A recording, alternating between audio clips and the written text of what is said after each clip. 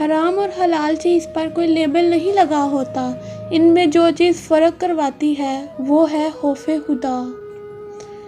اذان کی آواز پر ایک بھی دکان بند نہیں ہوتی اور ایک گولی کی آواز پر پوری مارکیٹ بند ہو جاتی ہے۔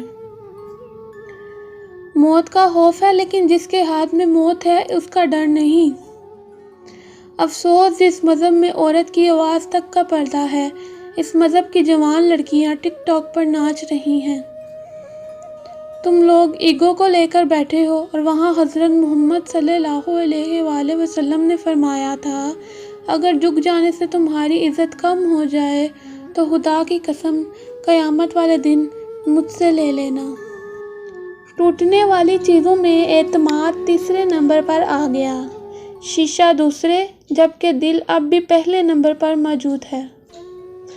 پہلے شرم کی وجہ سے پردہ کیا جاتا تھا اور اب پردہ کرتے ہوئے شرم آتی ہے۔ جیب کے غریب کے حالات محنت اور لگن سے بدل سکتے ہیں، دل و دماغ کے غریبوں کو بدلنے کی کوشش صرف وقت کا ضیاع ہے۔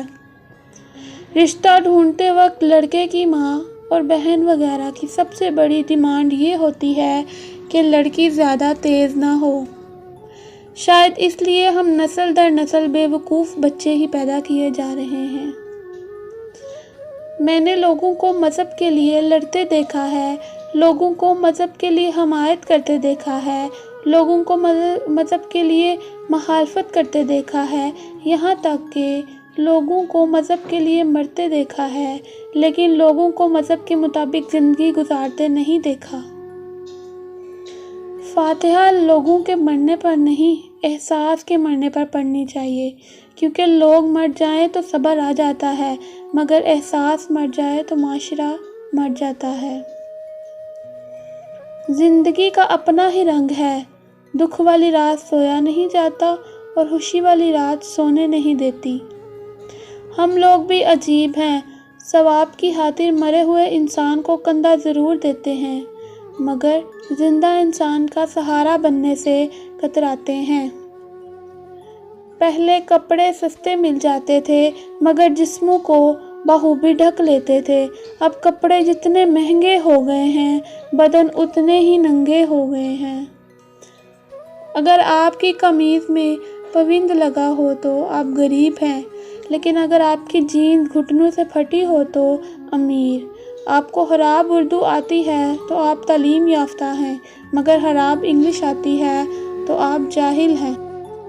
آپ سادگی کو ترجیح دیتے ہیں تو آپ پینڈو ہیں، اگر فیشن کے نام پر اوٹ پتانگ پہن لیں تو ماڈرن۔ انہی بے ساتہ سٹینڈرڈز کے چکروں میں ہم نہ اس جہاں کے رہے ہیں اور نہ اس جہاں کے۔ زمانے کی جہالت کا عالم تو دیکھ اقبال، قیمتی چادریں بے جان قبروں پہ اور زندہ عزتیں بے حجاب پھرتی ہیں۔ لوگ اپنا اعتبار ایسے دلاتے ہیں جیسے قیامت آ جائے تب بھی نہیں بدل سکتے، اور کچھ ہی عرصے بعد جب بدل جاتے ہیں تو مجال ہے شرمندہ ہی ہو جائیں۔ اچھا انسان ریاضی کے صفر کی مانند ہے، جس کی اپنی کوئی قیمت نہیں ہوتی، پر جس کے ساتھ جڑ جائے اس کی قیمت 10 گنا بڑھا دیتا ہے۔ کھجور کی گٹھلی پر باریک سا جھلی نما ایک چھلکا ہوتا ہے جسے قطمیر کہتے ہیں۔ اللہ فرماتا ہے، انسان اس کا بھی مالک نہیں، پھر اکڑ کیسی؟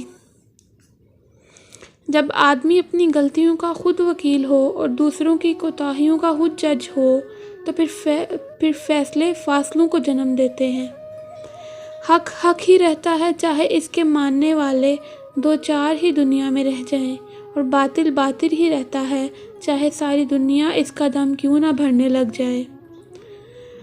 جہاں لگے اہمیت کم ہو رہی ہے وہاں جانا کم کر دو، پھر چاہے کسی کا گھر ہو، بات ہو، یاد ہو یا دل ہو۔ آپ نے فرمایا، ایک ایسا وقت آئے گا کہ دین پر قائم رہنا اتنا مشکل ہوگا جتنا ہاتھ میں چنگاری پکڑنا۔ ناانصافی کرنے کا مطلب ہے کسی اور کے حق پر ڈاکہ ڈالنا۔ ناانصافی کرنے والا دنیا کی نظروں سے تو شاید بچ جائے مگر خدا کی گرفت سے کبھی نہیں بچ سکتا۔ جب کبھی مایوسیاں محسوس ہونے لگیں تو اللہ پاک کی مہربانیاں یاد کر لیا کرو، خود بخود پرسکون ہو جاؤ گے۔ والدین کے لیے کچھ کرنا چاہتے ہیں تو کم از کم اتنا کیجیے کہ آپ کی وجہ سے کوئی ان کی تربیت پر انگلی نہ اٹھائے۔ کڑوے سچ دنیا کے 30 ایسے اقوال جو آپ کی روح کو ہلا کر رکھ دیں۔ خوش فہمی بھی ایک نعمت ہے، انسان مطمئن سا رہتا ہے۔ اگر حق کو پہچان نہیں سکتے تو باطل کے تینوں پر نظر رکھو، جہاں لگ رہے ہو وہی حق ہے۔ تم زیادہ ترجیح ان لوگوں کو دیا کرو جو حق کی کڑوی باتیں تم سے کھل کر کہنے والے ہوں۔ لباس چاہے کتنا ہی مہنگا کیوں نہ ہو، گھٹیا کردار کو چھپا نہیں سکتا۔ تاعمر بس ایک ہی سبق یاد رکھیے، رشتے اور عبادت میں نیت صاف رکھیے۔ آدمی کو اللہ سے لینا ہو تو لاکھوں اور کروڑوں کی چاہت رکھتا ہے، اور جب اللہ کی راہ میں دینا ہو تو جیب میں سے سکے ڈھونڈتا ہے۔ صبح صبح اخبار اور ٹی وی کی جگہ اگر قرآن مجید کے مطالعے کا معمول بنا لیں تو معلوم ہوگا کہ اصل کام کی ہر خبریں تو